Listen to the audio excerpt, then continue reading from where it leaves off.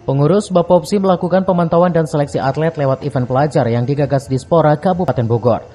Ketua Umum Bapopsi Kabupaten Bogor, Trian Turangga mengatakan, kejuaraan olahraga pelajar yang dilakukan di Spora punya manfaat penting bagi masa depan olahraga Bumi Tegar Beriman. Trian menjelaskan kejuaraan olahraga pelajar ini secara tidak langsung akan jadi ajang seleksi bagi para atlet yang akan mewakili Kabupaten Bogor pada ajang Popda Jabar 2023.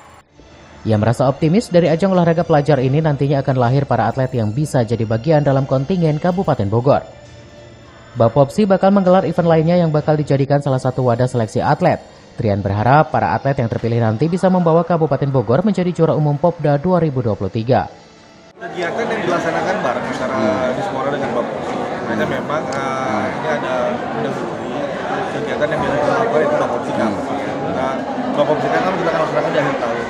Tapi memang untuk yang atletik dan yang taekwondo ini kita laksanakan terlebih dahulu karena juga terkait dengan seleksi Populnas. Tapi memang seperti yang saya sampaikan tahun lalu, memang setiap tahun kita akan bikin kegiatan pelajar itu yang rutin dan memang seluruh cabur. Jadi tahun ini berapa cabur? 2? Nanti di Bapopsi ada sekitar 12 di Bapopsi Cup. Kapan tuh? Nanti di akhir Oktober. Nanti Bapopsi Cup ya, seperti biasa. Terus pertimbangan tidak mengirimkan? Jadi kita juga tahu bahwa memang kita perlu menggali potensi yang lebih banyak dari atlet yang lain, Pak. Kalau kemudian atlet PPOM juga kita libatkan di sini, jelas secara pendidikan, secara waktu mereka lebih banyak dihabiskan untuk latihan. Jadi kami juga khawatir ketika memang nanti PPOM di sini pasti persaingannya juga nanti akan lebih saja. Jadi kita PPPM nanti ada wadahnya, nanti juga ada wadahnya. Jadi biar semua merata kita menggali potensi-potensi yang lain yang ada di Kabupaten.